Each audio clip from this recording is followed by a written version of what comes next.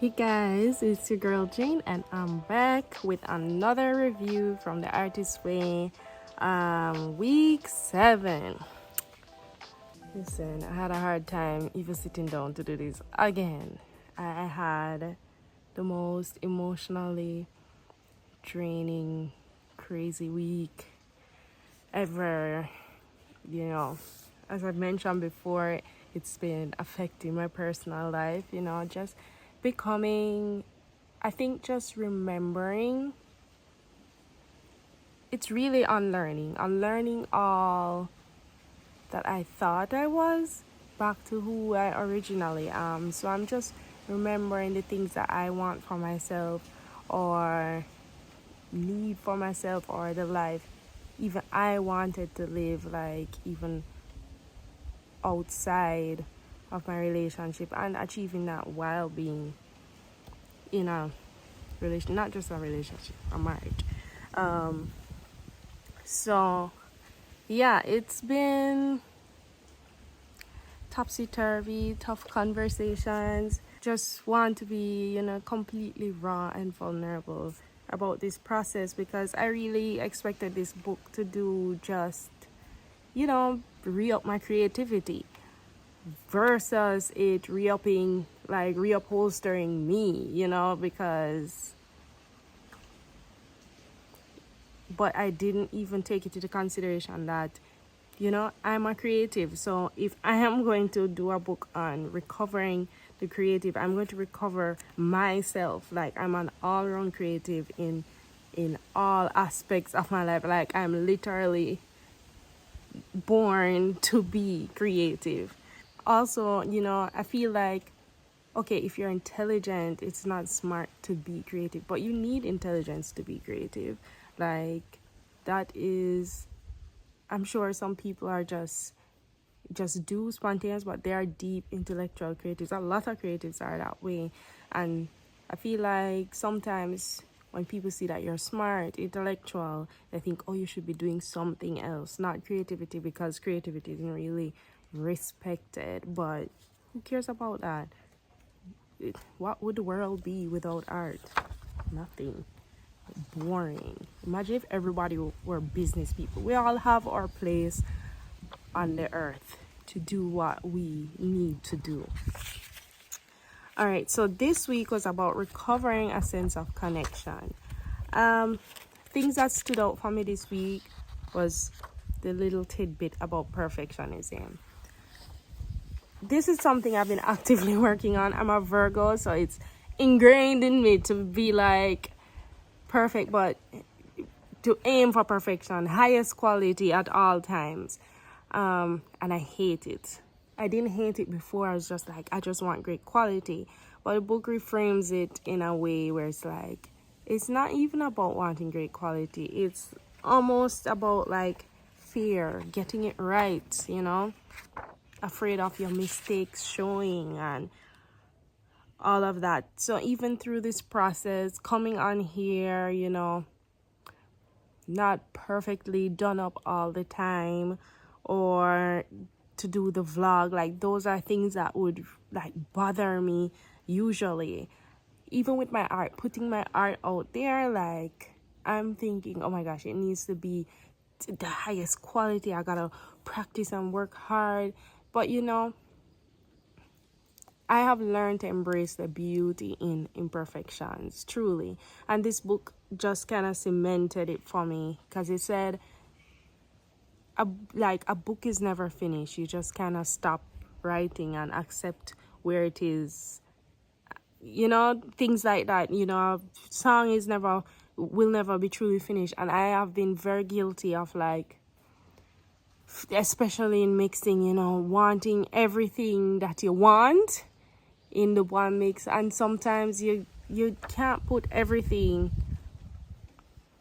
in there that you would want to happen. Like, you hear it in your head, but it doesn't really work how you expect it to be. And I apologize to all the engineers who have had to deal with my perfectionism, but I have come a far way. I mean, my next single is, I recorded it. I went to the studio, but then I had to re-record the lead and I did that myself in like one take, but that was the best one, you know.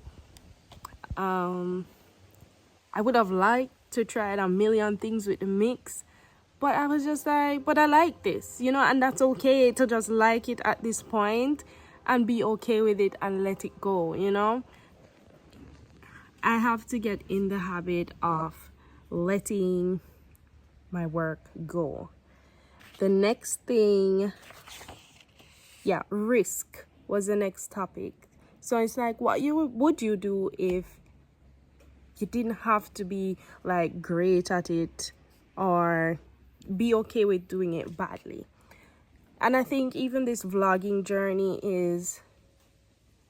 it's raw. Like, I just literally jumped on the internet and decided to do the reviews, and there was no, like, last week I put up like the title in the thumbnail, and that's just from watching some YouTube video that how to get more engagement.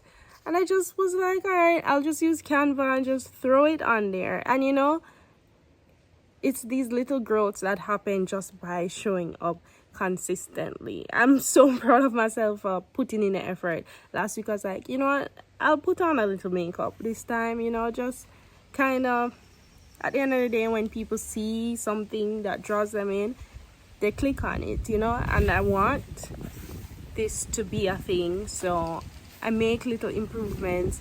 It didn't start out perfect, like launch perfectly like how I would love to have the Jane brand and the top quality. I don't have the camera yet, but the minute I saw this thing on Instagram where the difference between successful people and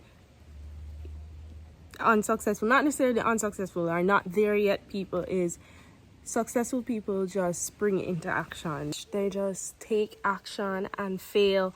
And I think ever since I started adopting that approach, like, failure is great. I learned faster in just not having everything figured out, even with like my merch line, and just doing it, setting a date, committing to it, and just launching it and figuring it out after.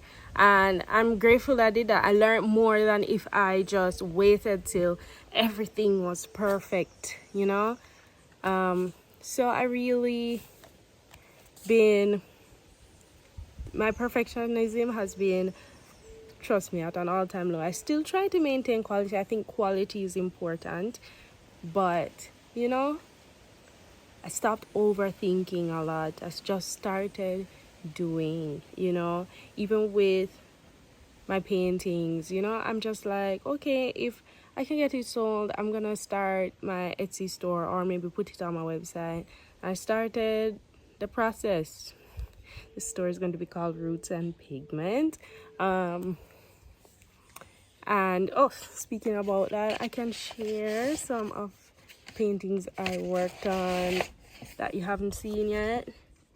Yeah, this one named Skylarking. No, Jamaican man love hang out and skylark. It's a tradition, it's a right of being a Jamaican man. Yeah, it's not finished completely, but this is what I like about this. You don't know if he has so little coconuts in there because he sold a lot or he didn't harvest a lot. So is it a slow day or a fast day? And this I started, I think, yesterday, and it's nowhere. I'm still working on it.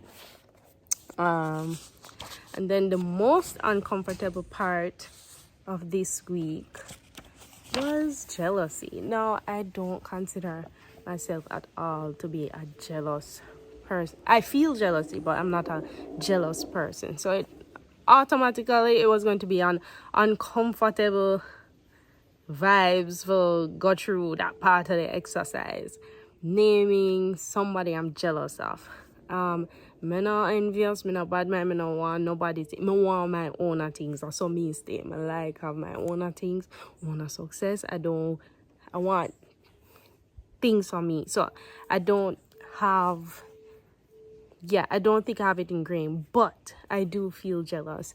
And I had to name people that I'm jealous of, what I'm jealous of about that person, and how I can fix that for myself so I don't feel that jealousy. So that was really uncomfortable, because you really have this book, you have to be really honest with yourself, I think, in order for it to work. And it's a book that you have to be ready to take on, or not even ready, but in a space where you're open to all of what you can gain out of it, and just committing to the idea of the book. It is truly a commitment. And I think this week was the first time I missed like an artist page, and it was okay. I wasn't like, oh, today was terrible because I missed it, but I'm still pretty consistent with that. I think also the book says, you know, you must work out, eat well while you're doing the book, and I think even that has had a huge positive impact on me, just being consistent overall with healthy habits. All of the habits I'm practicing now are healthy, and I love that for me. Okay, I love it for me. So yeah, they had an artist date where you had to, they had some exercises. I had to make a collage of the old magazines. That was fun, so I took that as my artist date, kind of. I wanted to go to game shop, but that didn't work out. So hopefully, I don't know what I'm doing for my artist date this week. That's something to figure out. And yeah, this week it was uprooting again. You know, it wasn't hugely transformational, but I think those little things that keep chipping away at you. And I think, oh, I wrote a song with ease. Also, I think during this week, you know, it was easy. It just came to me and I wrote it in one go. And I think because I'm just so open to welcoming anything that comes, not analyzing it, oh, let me make this a hit or make sure it's perfect. It's just really self-expression in the moment. And I love to be back in this place, especially after being in the industry where you hear a lot of noise. You get a lot of noise. You're not the same like when you entered, because there's so much influence, oh, doing it in a way where it's good for business, all of that, where you can sell. So it's good to be in this place. And also, I was like, you know, oh, my next single is dancehall-ish. I'm like, I'm giving dancehall Jane a little break still, isn't me? I have more things that I want to express and to say, you know. And I think if I feel it, I should just do it. That's what it is right now. Feel it and just do it. So, subscribe and stay tuned for next week. I might be spending 2 weeks on this chapter because there's a lot of work involved. Go and check out my merch. See, I'm wearing the Phoenix hat. Great for running errands, bad hair days. You know the works. And this is the vintage tee. 4 washes, still looking brand new. Okay, high quality. It's not a low quality thing, you get me? So you can check those out at www.janemacgizmo.com.